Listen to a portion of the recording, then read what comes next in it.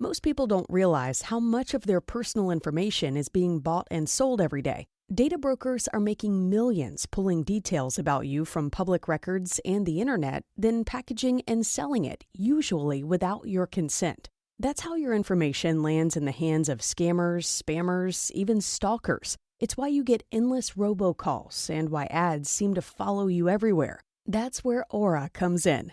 Aura actively removes your data from broker sites and keeps it off.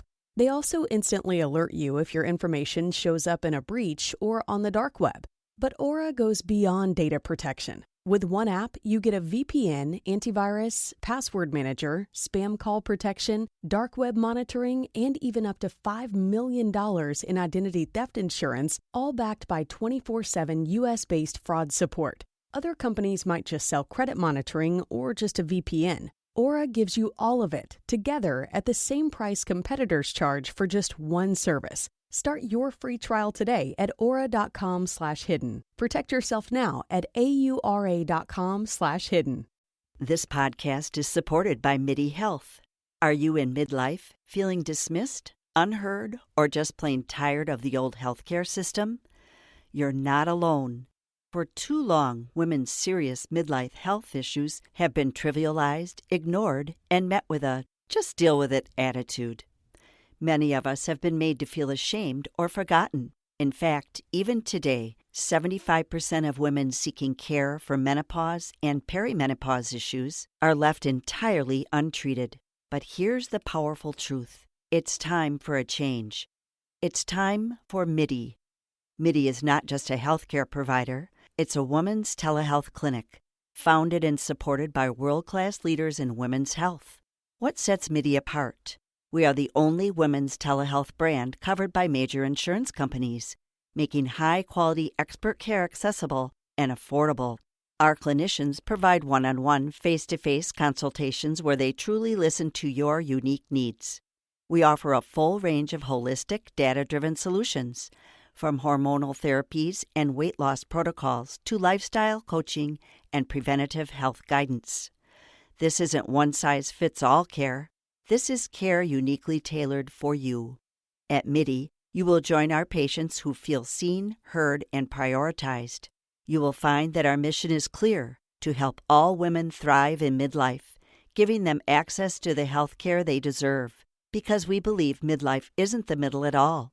It is the beginning of your second act. Ready to feel your best and write your second act script? Visit joinmidi.com today to book your personalized insurance-covered virtual visit. That's joinmidi.com. MIDI, the care women deserve. Criminology is a true crime podcast that may contain discussion about violent or disturbing topics.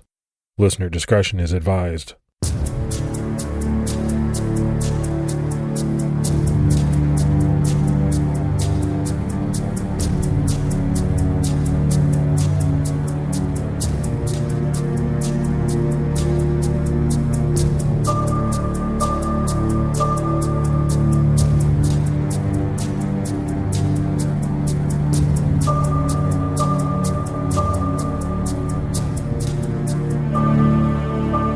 Hello, everyone, and welcome to episode 405 of the Criminology podcast. I'm Mike Ferguson.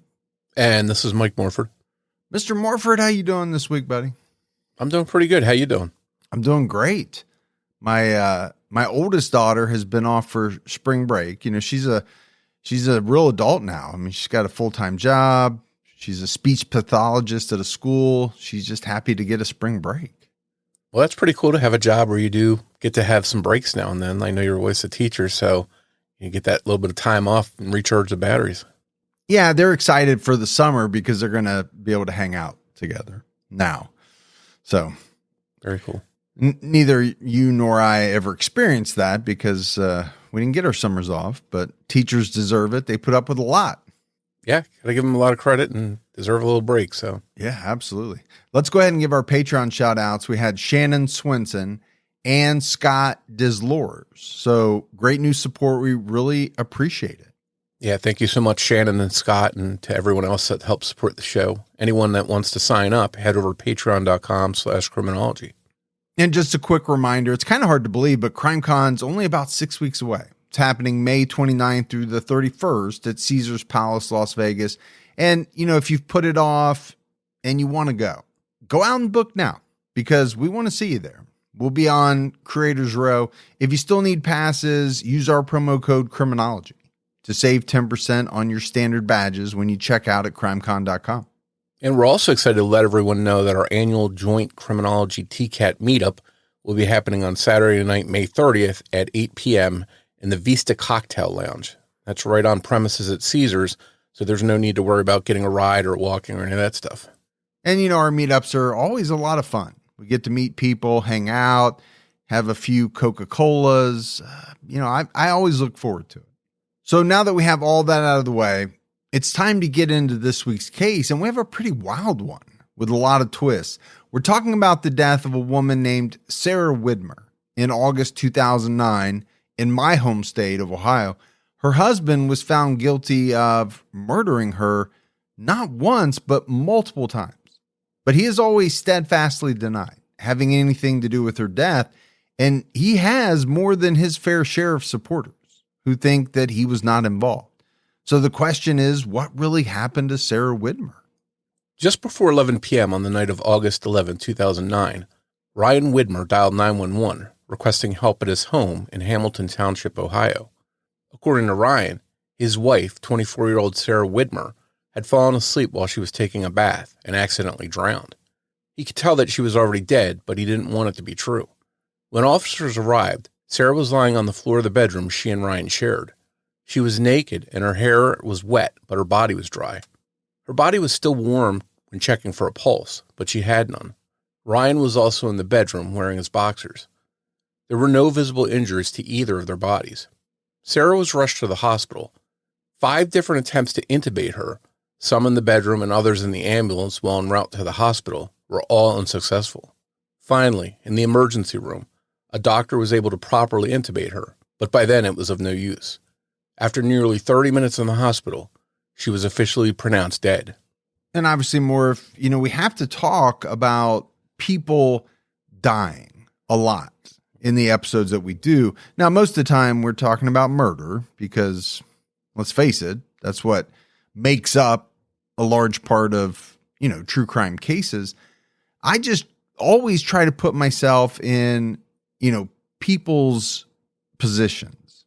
So, Ryan's position in this case. And, it's hard to, because I can't imagine what it would be like to find your significant other dead. Now, obviously there's a lot more to this story that we're going to get into, but I think about that scenario and wow, it just is really hard for me to fathom. Yeah, it seems like a really chaotic scene too. Everything unfolding quickly, and she's rushed to the hospital. He tried multiple times to save her. It was of no use. So it seems this would be a shocking death for Sarah's family. She wasn't sick. She wasn't battling something. This happened suddenly, and Ryan called on family to come help him during this time. Yeah, Ryan asked his mother, Jill, to go to their home and get some of his clothes. He told her that he couldn't stand to step foot inside the home that Sarah died in. Just 2 years earlier, Ryan Widmer and Sarah Stewart were set up on a blind date by mutual friends. One of Sarah's friends had married Ryan's college roommate. In August of 2006, they met in a bar and then began dating. Friends would later describe in a courtroom that Sarah had finally met the man of her dreams. The two married in April of 2008 and had a beautiful honeymoon in Costa Rica.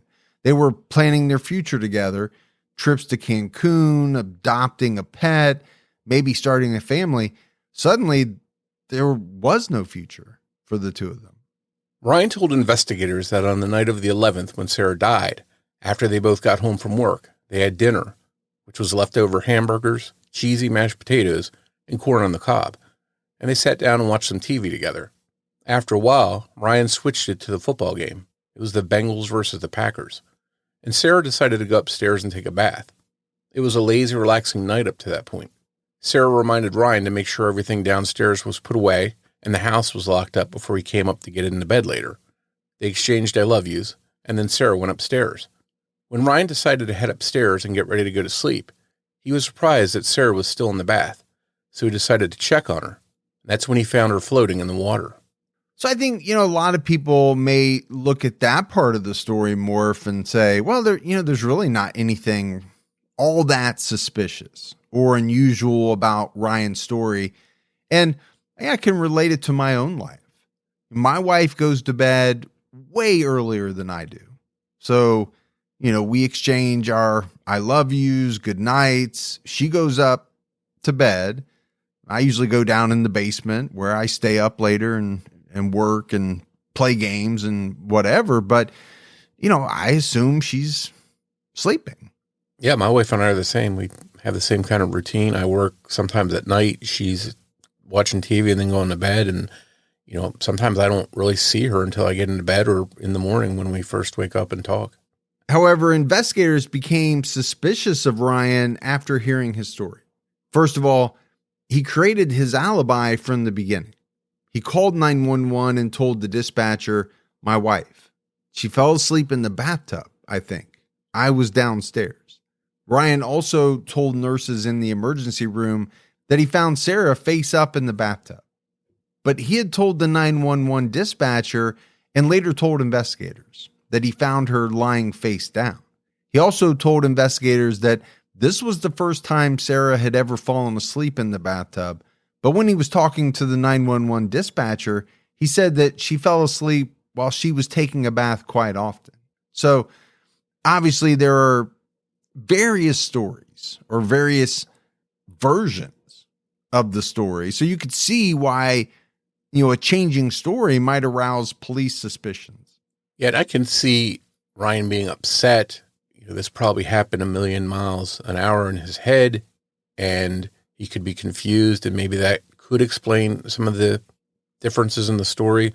But of course, him covering it up or having a part in it could also account for his changing stories, because he just made mistakes in the retelling of it, and it wasn't something honest and truthful. But one thing that stood out to me, I could see if someone fell asleep in the bathtub, they would most likely be in a sitting position, so their back would be to the water. But if she indeed was face down in the water, that to me seems a little bit unusual for somebody that was simply taking a bath and fell asleep. Yeah, I get you there. I definitely could see why police would be a little suspicious of Ryan. I mean, first of all, he has to be ruled out, right? He's the husband. We know that. And then the changing of the stories, it never looks good. Now, there might be valid reasons for it. The entire scene in the bathroom didn't seem as wet as investigators would have expected for an accident like this. The bedroom floor wasn't wet, and the bathtub was nearly dry. Most importantly, the bathroom floor was dry.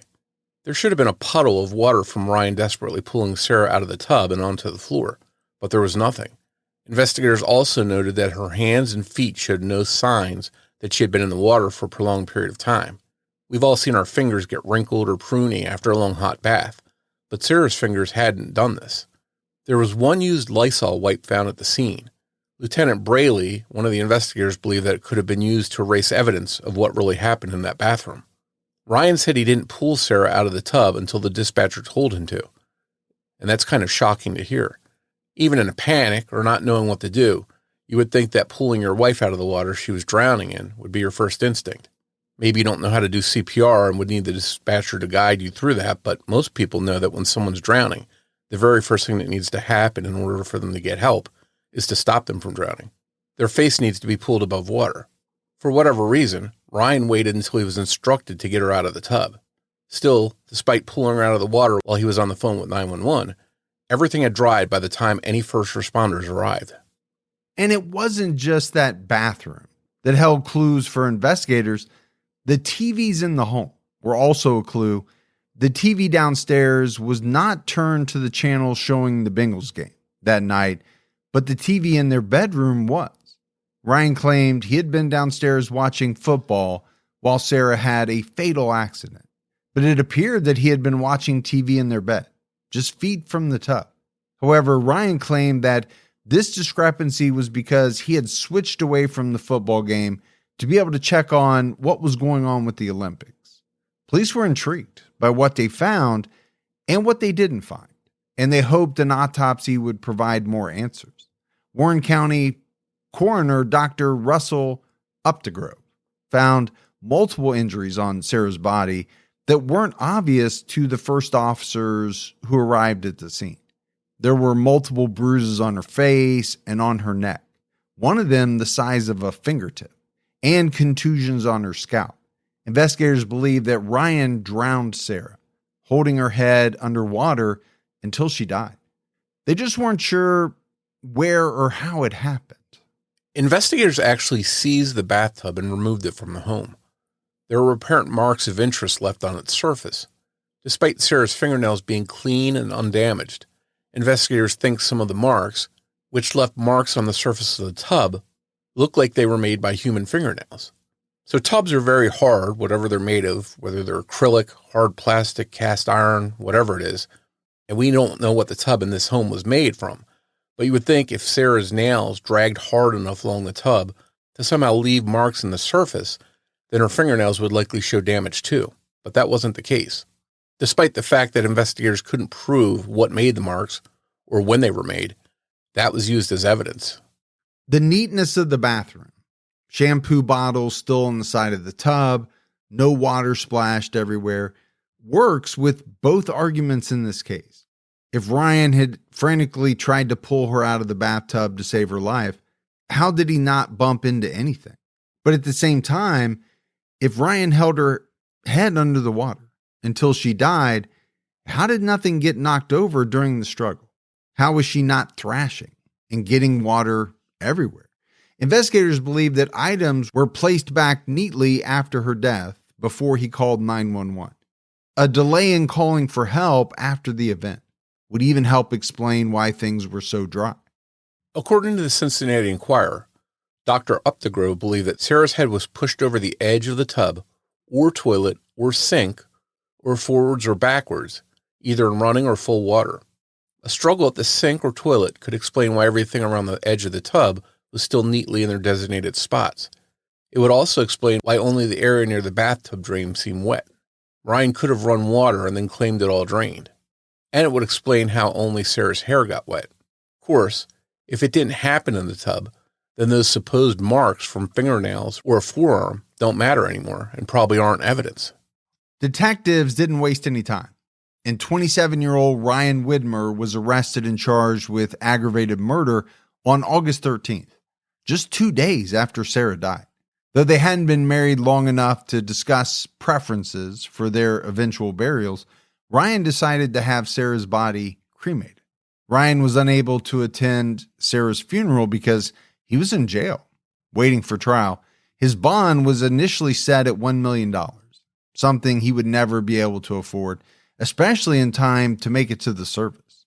It was finally reduced to $400,000, which still meant a non-refundable payment of $40,000 if he wanted to be free before his trial. His father was able to pay the bond, but Ryan was released 2 hours after his wife's service. The same priest who was at their wedding is the one who performed the service at her funeral. It was a full circle moment. Ryan found himself in a tough situation if he had something to do with his wife's death. His plan to cover it up hadn't worked, and he was going to be tried. But if he had nothing to do with Sarah's death, then he was in a nightmare of a situation, facing losing his freedom for something he didn't do. Ryan Widmer's trial finally began in March 2009. It had been nearly a year since Sarah's death. The trial moved swiftly, and Ryan Widmer was found not guilty of aggravated murder, but he was found guilty of murder. Aggravated murder is a more serious charge and requires evidence of premeditation. However, this conviction wouldn't last long. It turned out that some of the jurors had disregarded the instructions given to them. One of the jurors contacted the defense team and informed them that multiple jurors had gone home during the trial and tried to figure out how long it took a body to dry. Based on those jurors' at-home experiments, they felt Ryan was lying because Sarah's body would not have completely dried off that quickly, thus leading to their decision to find him guilty. The problem is, jurors aren't supposed to do any deliberating about the case when they're not all together, and they're not supposed to consider anything that wasn't presented as evidence or testified to at trial. Getting wet and seeing how long it takes you to dry, or getting your carpet wet and seeing how long it stays damp, are not things that came out at trial. Even if it proved that something was possible or impossible, you just can't take it into consideration. It's just one of the many reasons that being a juror can be frustrating, but jury service is something we have to take very seriously. And for me, Morf, this is a fascinating part of this case. And really, you can extrapolate it out to many cases, right? Jurors are given very specific instructions, but we're all human, right? So if you were a juror on a murder case, I would think there would be a lot of temptation to try to, analyze some of the things while you weren't in the deliberation room, right? Before you got to that point. So even though they probably knew they weren't supposed to, I could understand someone trying to do kind of their own experiments at home. I'm not saying it's right. I can understand why or how someone would want to do that. And I'm sure it's been done in many cases that probably don't get publicized, right? Or it never comes to light because they don't tell anybody they did it. Yeah, and it makes me wonder, have people been convicted or not convicted based on similar type of things that somehow slipped through and one of the jurors didn't come to someone on one of the defense team or the prosecution or the judge, whoever, and say something about it? So it's definitely something you don't think about. No, I didn't really think about it much before, getting into this case. Now, the one thing I will say is, how likely is it that, that type of experiment would change that person's thoughts on the case? I get it. It's wrong. You're not supposed to do it. But in the end, is it really going to change, in most cases, someone's opinion on the case? I don't know. I don't know the answer to that. Spring makes me rethink what's in my closet. I'm trying to keep fewer things, but better ones. Pieces that are well made and easy to wear all the time. And that's why I keep coming back to Quince. The fabrics feel elevated, the fits are thoughtful, and the pricing actually makes sense. Quince makes high-quality everyday essentials using premium materials like 100% European linen and their insanely soft flow-knit activewear fabric. And that flow-knit activewear is my favorite. I love their shorts, their joggers, their tops. I wear it all. It's moisture-wicking, anti-odor, and soft enough that you'll actually want to wear it all day. The best part is that Quince's prices are 50 to 60% less than similar brands. Well, how do they do that? Quince works directly with ethical factories and cuts out the middlemen, so you're paying for quality, not brand markup. Everything is designed to last and make getting dressed easy. Refresh your wardrobe with Quince. Go to quince.com/criminology for free shipping and 365-day returns. Now available in Canada too. Go to QUINCE.com/criminology for free shipping and 365-day returns. Quince.com/criminology. Folks, raise your hand if you're ready to lose 9 pounds before summer with our next sponsor, Veracity. This podcast is sponsored by Veracity. Welcome to an all-natural way to slim down. Get energized and sharpen your focus. Veracity is revolutionizing health by tackling the root cause of so many issues, metabolism. With Veracity's drug-free, clinically proven, and doctor-formulated solutions, you can support your body's needs to live your healthiest life. And if your goal is weight loss, you need to try Metabolism Ignite, the #1 doctor-recommended GLP-1 booster and GLP-1 alternative. Metabolism Ignite is a natural, safe, plant-based aid that results in an 85% reduction in hunger and is clinically proven to lose, on average, 9 pounds in 90 days. Just 2 capsules with breakfast of Metabolism Ignite makes me feel energized and focused all day. And I love it when something is scientifically legit but doesn't come with a warning label that makes me panic. So before Metabolism Ignite sells out again, make the switch to GLP-1s the natural way. Head to veracityhealth.co and use code Criminology for up to 65% off your order. Once again, that's VERACITY health.co for up to 65% off. And make sure you use our promo code Criminology so they know we sent you. In July of 2009, Ryan Widmer's conviction was overturned, and he was granted a new trial due to juror misconduct. This time, he could only be charged with murder, not aggravated murder. The acquittal on one charge of aggravated murder was still legally valid. Only his murder conviction had been overturned. It took nearly a year for the proceedings to actually begin. While he awaited his second trial, he was granted bail. He went on living his life and even tried building a new one. Ryan's story drew many supporters over the years. There was a website, freeryanwidmer.com, as well as a Facebook group full of people who believed in his innocence. Bumper stickers reading "Free Ryan Widmer" were slapped on cars. While Ryan fought to clear his name, he met a woman whose name was also Sarah and began an intimate relationship with her. She actually became pregnant, and the two would go on to have a son together. So, Morf, I guess, got to take a minute here and talk about this. You know, we talked about the juror misconduct and that ultimately overturning his conviction, but the acquittal on the charge of aggravated murder, it was said, was still legally valid. And I found that to be very fascinating. So basically they're saying that part is still okay, the acquittal on that charge, but the conviction on the charge of murder was overturned. You would think, and I'm not a legal expert, obviously, by any means, but you would kind of think the whole thing would just have to be redone. But that's not the way it played out.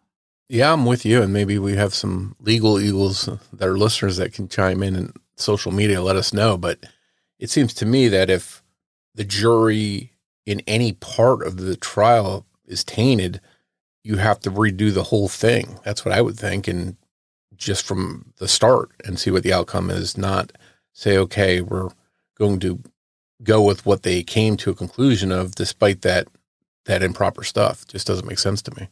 Yeah, now I could understand the prosecution in a retrial maybe not even trying to go after aggravated murder because, you know, the first jury didn't find enough, you know, premeditation there to warrant it. But to not even have the choice or not legally be able to do it, that whole thing seemed kind of strange to me. In 2009, an episode of Dateline NBC about Sarah's death was aired, and a woman named Jennifer Crew watched it from her home in Cedar Rapids, Iowa. Afterward, she decided to contact Ryan. The two emailed and instant messaged each other before beginning to regularly speak on the phone. Jennifer claimed that on October 26th, after about a month of communicating with each other, Ryan made a shocking confession to her.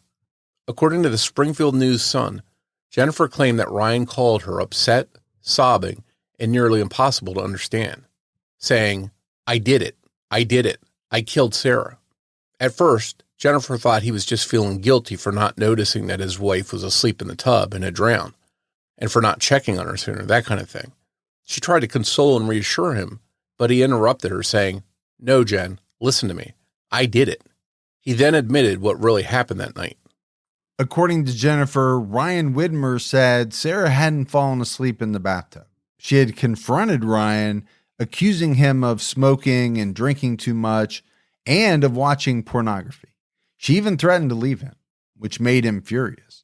He followed her into the bathroom where she was preparing her bath. He told her, No one leaves me, and he hit her in the chest. It made her fall and hit her head. Ryan said he must have blacked out when this happened because the next thing he knew, Sarah was unconscious and unresponsive on the floor. Her hair was wet, and he immediately began to clean up the scene, drying the floor with towels. He hid the evidence of a cleanup before he finally called 911. This revelation shocked Jennifer Crew. She had truly believed that Ryan was innocent. It's the whole reason she ever reached out to him after seeing the Dateline episode. She didn't tell anyone about what Ryan said because he had allegedly warned her, "I wouldn't want you to end up where Sarah is." Obviously, in light of that confession, she would have no reason to doubt that he was capable of following through with any threats.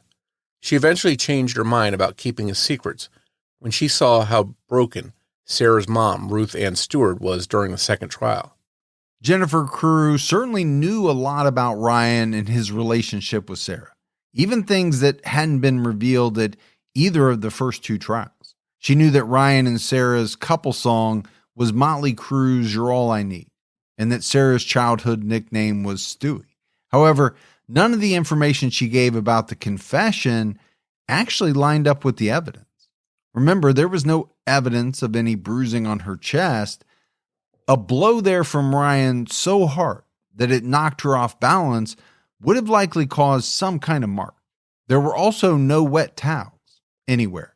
Investigators thought the lack of water in the bathroom was odd, so they definitely looked for them. And the timeline she gave for the phone calls Ryan allegedly had with her didn't add up with actual phone records. So a couple of questions come to mind. First, and I think most obvious, if you're Ryan and you had indeed killed your wife and you were trying to cover it up, why come out and confess to someone that you don't even know all that well? That leads to another question. Can we believe everything Jennifer Crew said? And if she's not being truthful, why isn't she being truthful?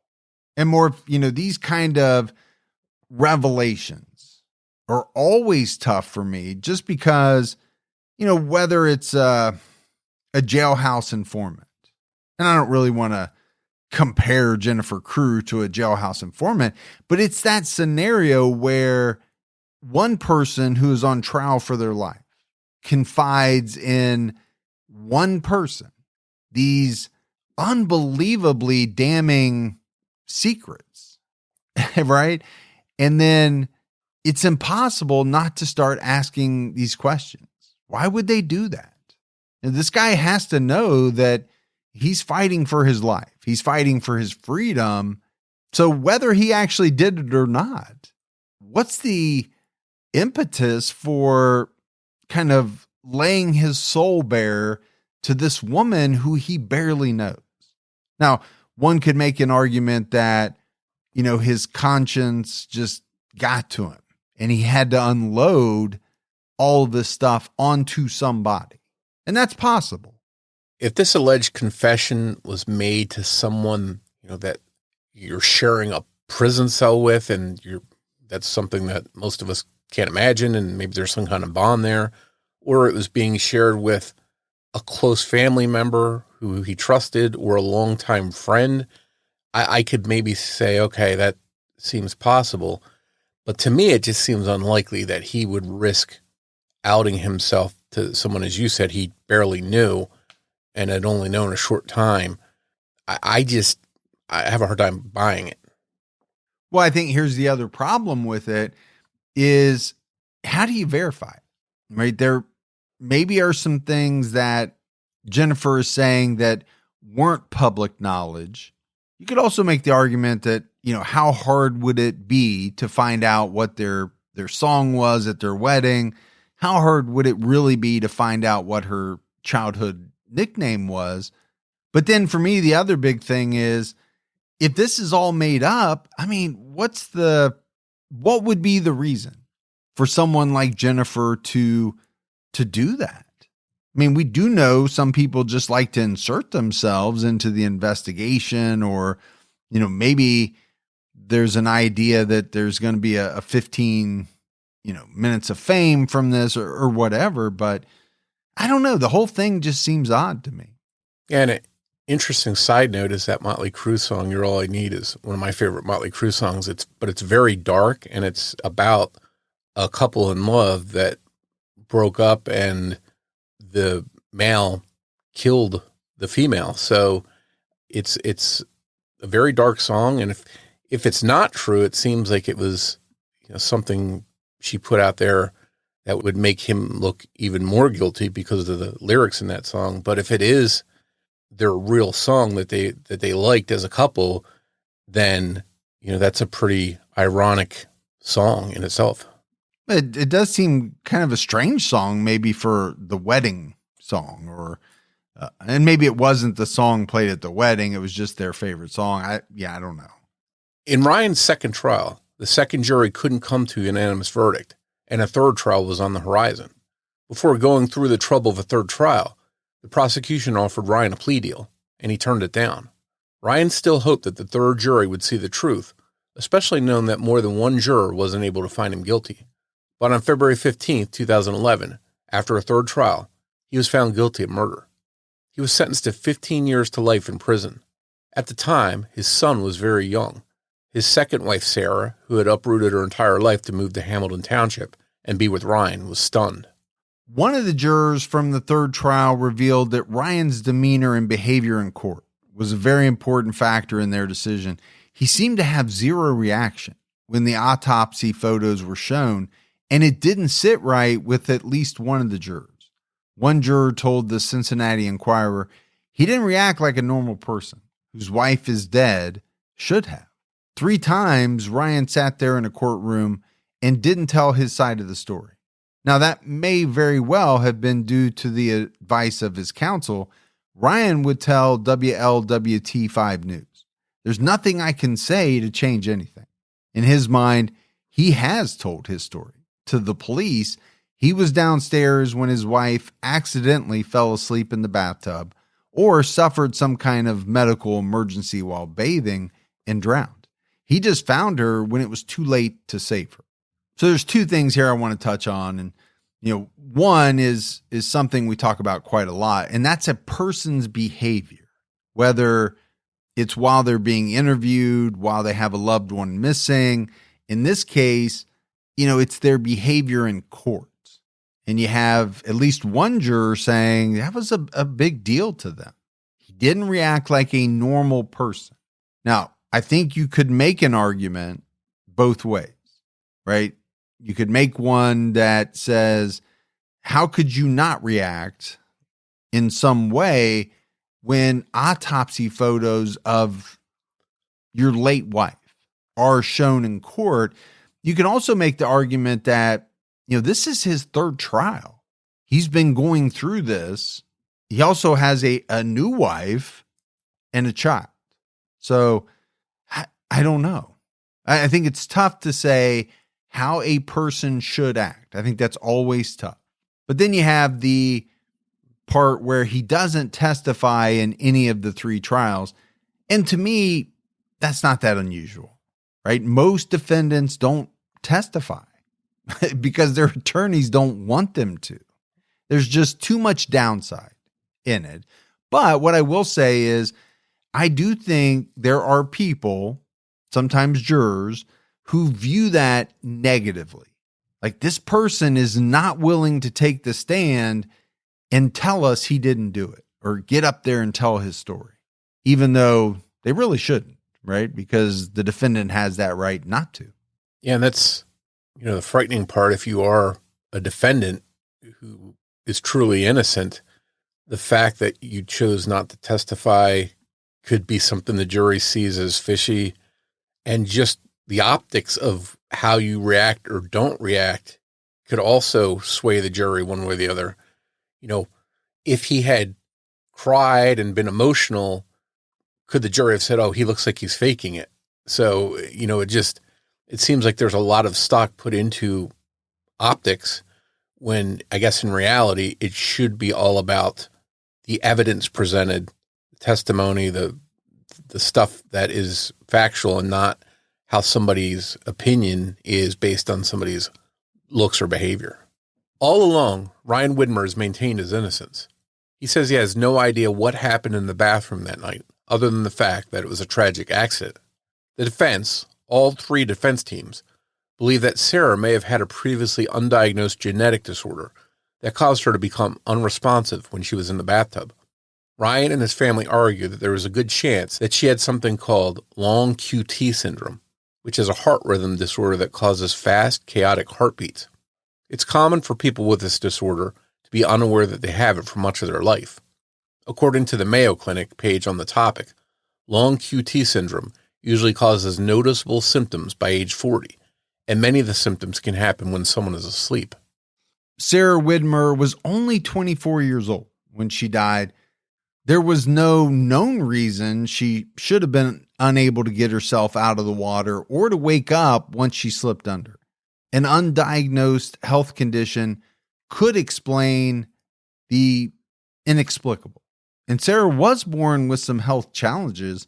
She had a heart murmur and a cleft palate. The kind of heart murmur she was born with commonly resolved with age, and as far as anyone could tell from any of her checkups, Sarah's had resolved as she grew up. Ryan wasn't the only one to recall that Sarah didn't always feel the best. According to WCPO.com news, Ryan Widmer's twin brother, Aaron, described that Sarah had constant headaches and sleepiness she seemed to have all the time, though neither of those seemed to be common symptoms of long QT syndrome. Sarah's friends described her as someone who could, and often did, fall asleep anywhere. According to WLWT5 News, they even gave her the nickname Sleeper because of it. Her boss, Dr. Benjamin Messmer, recalled that on the day she died, Sarah had a headache and some stomach issues. Ruth Ann, Sarah's mother, recalled that Sarah had headaches sometimes, but felt that they were sinus headaches, not a sign of a fatal health condition. But a cardiac test given to Sarah when she was just 10 months old showed no signs of long QT syndrome. And Sarah had a physical with her doctor just 2 months before she died. Nothing abnormal was found. Ryan's defense team had argued that if it wasn't some kind of cardiac event, then it could have been a seizure that caused her to lose consciousness before her head slipped under the water. Ryan Widmer came to believe that some underlying health defect could be the answer in his wife's death and might also help clear his name. He demanded a fourth trial.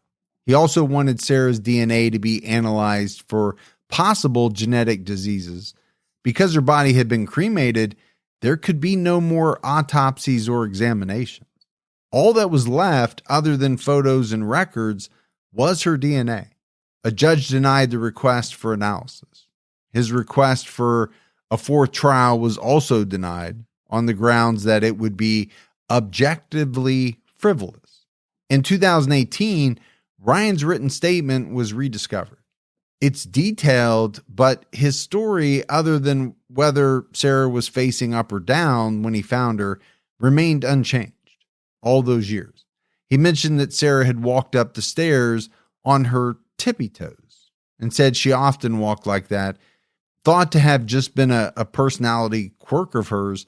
The defense believes that this manner of walking could have been caused by a medical issue, which could have contributed to her death.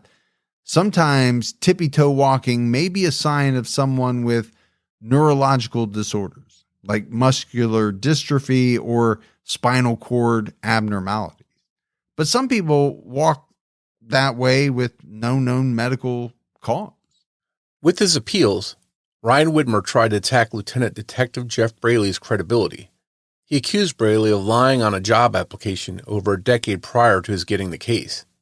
It makes sense, since Braley was the one who suspected a homicide from the beginning. According to Ryan's appeal papers, it was Braley who told the coroner, Dr. Updegrove, before the autopsy, that something didn't sit right about the crime scene.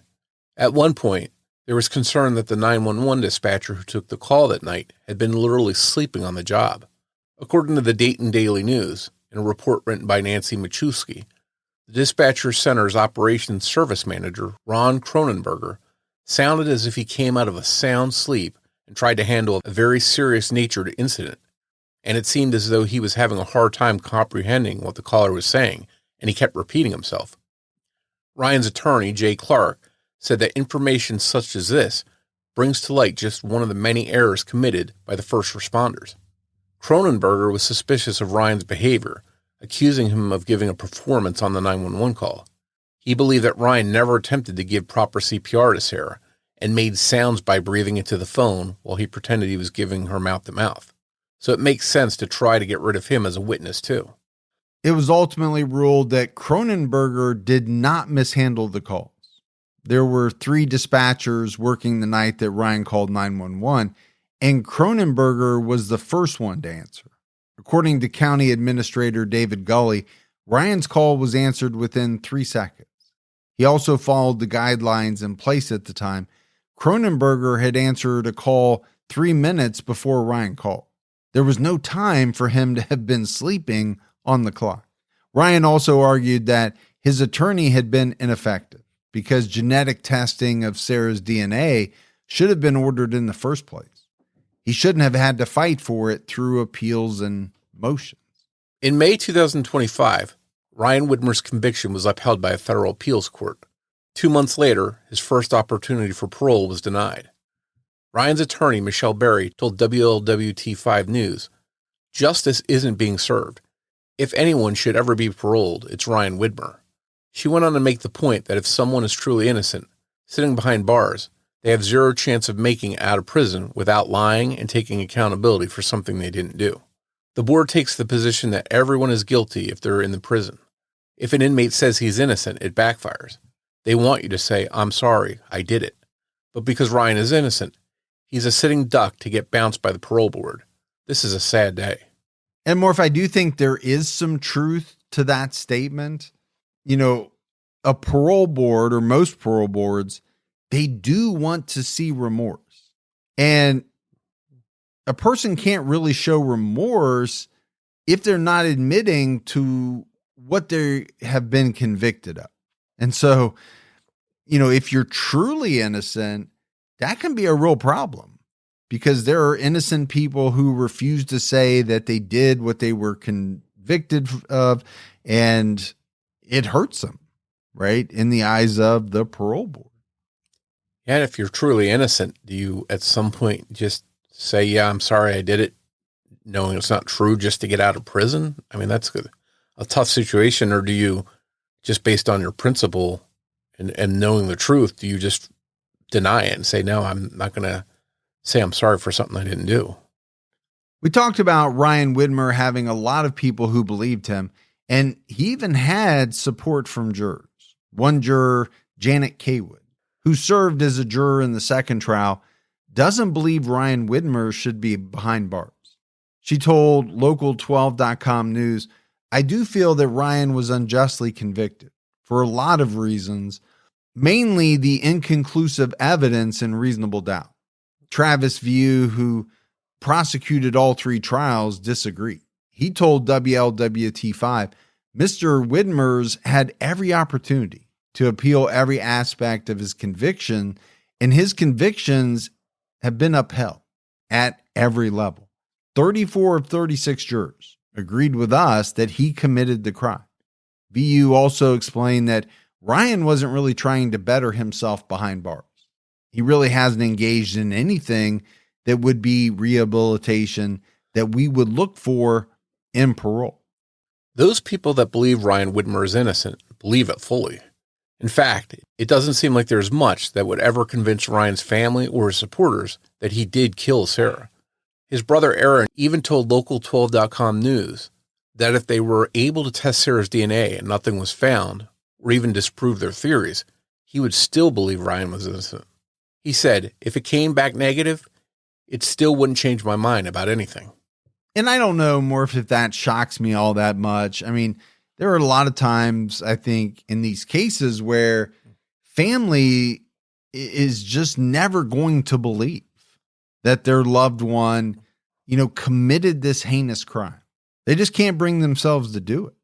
And while Ryan has people in his corner, not everyone is convinced of his innocence. And testimony from Sarah's mother, Ruth Ann Stewart, didn't paint a rosy picture of the couple's relationship, even when they were just dating.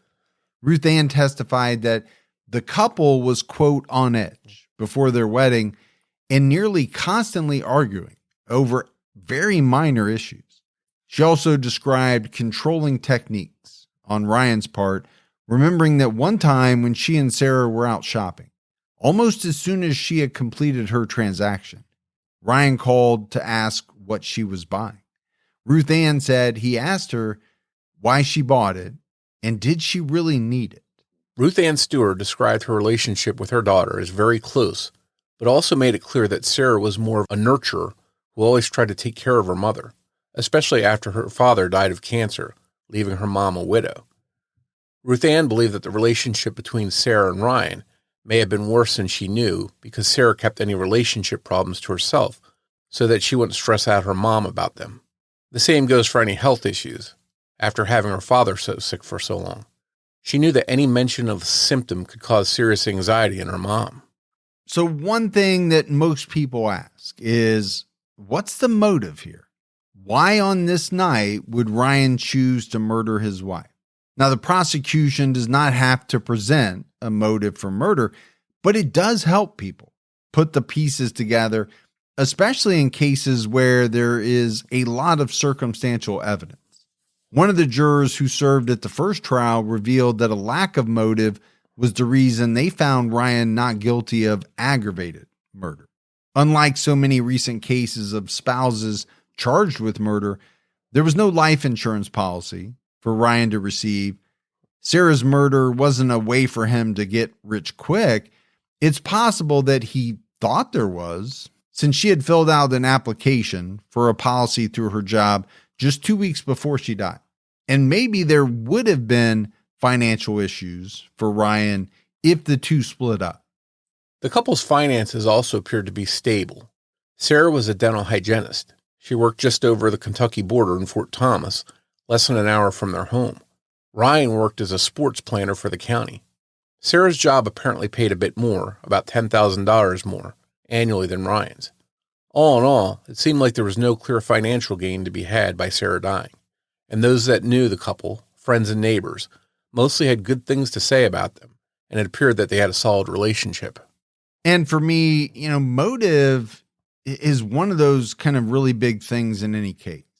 It's often what helps lead police to their suspect, right? Who has a motive? What is the motive? And I think for most jurors, they kind of want that in a murder trial. Okay, you're telling us that this guy did it. You have your evidence. It's mostly circumstantial. Tell us why. What's the reason that he would want to do this? But they don't have to, and they don't always know what it is. And sometimes there's not a motive. Sometimes people snap, an argument happens, something maybe in the heat of the moment happens, and a person snaps and does something that they never would have dreamed of doing or hadn't planned to do, and they do it at that moment. So there doesn't always have to be a motive.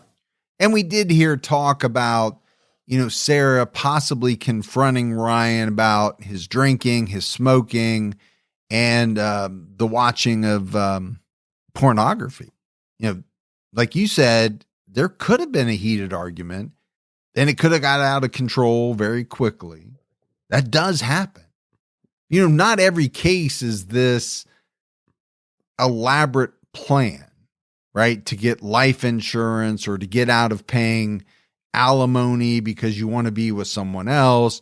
There are a lot of those, but not every case of spousal murder has that element. According to the prosecutor, even though he didn't need to provide a motive in court, there was a real motive for Sarah's murder, even though it didn't make it into evidence at any of the three trials, despite being newlyweds married for just 4 months. They weren't in that honeymoon period anymore, or at least Ryan didn't seem to be. He often visited the website Adult Friend Finder, which according to their website is an internet-based adult-oriented social networking service, online dating service, and swinger personals community website. Ryan was on that website a number of times, including the weekend before Sarah died. Regarding Ryan's visit to the site, Warren County prosecutor Rachel Hutzel said that's contrary to claims of the defense that this was a happily married couple. There's some interesting reading on the legal side of this case. University of Cincinnati law professor and Innocence Project attorney Donald Castor explained to WCPO.com that just being innocent of a crime on its own isn't a reason for habeas relief, and clarified that you have to prove there was a constitutional error in trial. So even if there is evidence that you are innocent, there is no hope for a new trial if everything was done by the book during the trial. You have to hope someone steps in with a pardon or an exoneration. Ryan's parents, who were divorced, spent nearly $500,000 on his defense and in trying to clear their son's name. And let's break down that statement, right? Being innocent of a crime on its own isn't a reason for habeas relief. And he went on to say, even if there's evidence you're innocent, that doesn't mean you're going to get a new trial if everything was done by the book during the trial. So, I mean, that can be shocking to people because you kind of think, just common sense wise, that if something comes to light that proves a person's innocence, well, obviously they're going to be granted a retrial, right? And he's saying, no, that may not be the case. Yeah, that's pretty frightening because if you're in prison for a crime you didn't commit, somebody else committed it, say, and that person comes forward and has a guilty conscience and finally admits to it and lays out exactly what happened. And even at that point, it sounds like unless you are pardoned by somebody high up, that you're going to be stuck in prison. And that's pretty scary. And that's why in most appeals, they go after, something that they say didn't occur correctly in the case, right? Whether it's ineffective assistance of counsel or jury misconduct, bad jury instructions from a judge, there's always something like that. Jill Widmer passed away in 2013. Her son, Aaron, found her after being unable to get in touch with her for days.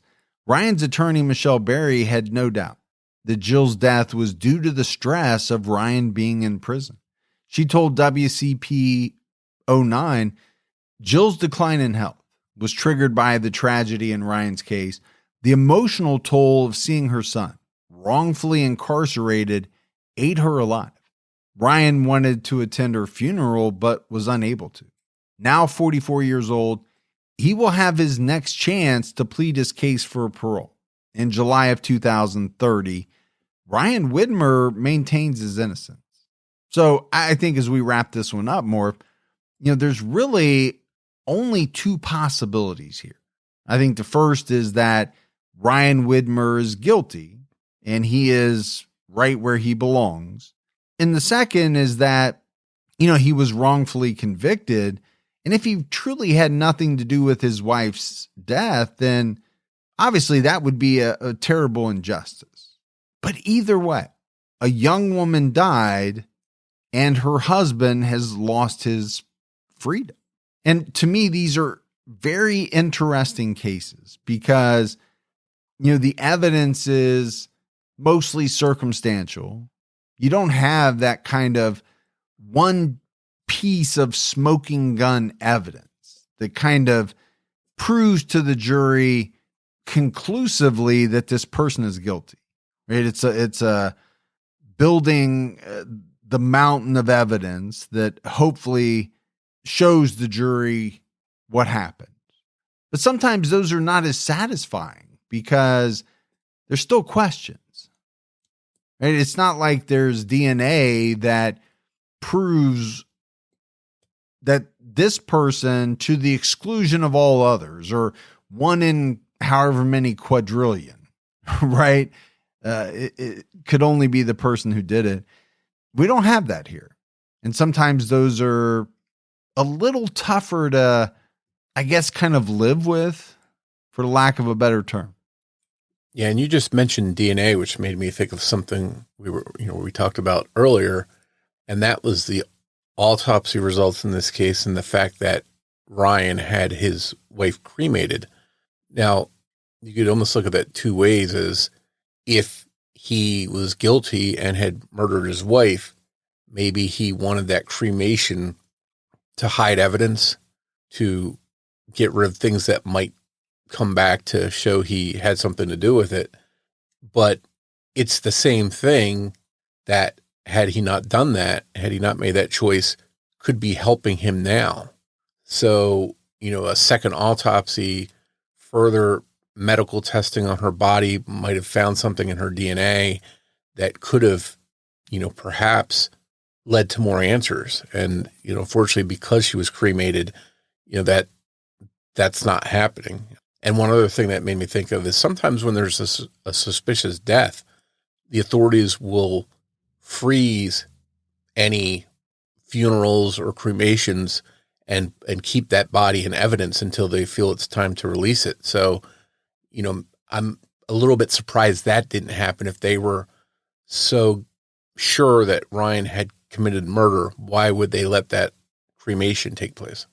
Yeah, it's a good point you bring up, because in most cases that we talk about where one spouse kills another and they pretty quickly determine that, they want the person cremated, it's because they want to completely get rid of the chance that evidence from another autopsy or examination could come back to bite them.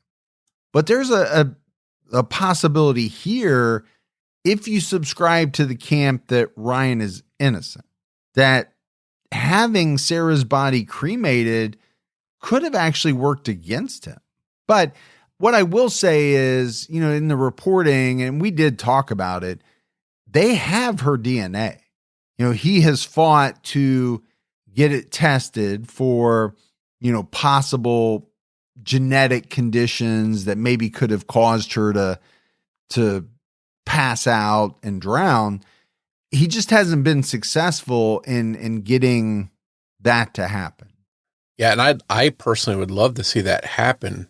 And, her family deserves to know the truth. Now, maybe they believe that Ryan was guilty and he's right where he belongs. But at the same time, if this was my family member, I'd want that testing done to see if there's any possibility that she had some kind of condition or something that could have led to her death. I'd want to know the truth if it was my family member. Yeah, I'm with you on that. Now, I do believe they probably think that, he did it, and they're fine with the outcome of the case. But like we said, he does have some, or I shouldn't say some, he does have a lot of supporters. People are split on this case. And I don't know that that's all that unusual in a case where there isn't that bombshell piece of evidence, right? It is largely circumstantial. So you can see why people have varying opinions. And if you're in Ryan's camp, then you're upset that he's there. You don't believe he should be behind bars. And if you believe he's guilty, then you're happy that he's where he belongs. And unfortunately, I just don't think we're ever going to know the truth in this case about what really happened that night. Yeah, I agree with you. I don't know that we ever will. But that's it for our episode on Sarah Widmer. As always, if you love the show but haven't done so yet, take a minute, go out, leave a rating, leave a review. Also, keep telling your friends. Word of mouth about the Criminology podcast really goes a long way. If you want to find us on social media, we're on every major platform. Just search for Criminology Podcast on your favorites. You can also visit our website, criminologypodcast.com, to find more information about the show, past episodes, and more. And if you want to join a discussion about the show and the cases we cover, head over to Facebook and search for the Criminology Podcast Discussion and Fans Group. So that's it for another episode of Criminology, but Morf and I will be back with all of you next Saturday night with a brand new episode. So until then, for Mike and Morf, we'll talk to you next week. Take care, everyone.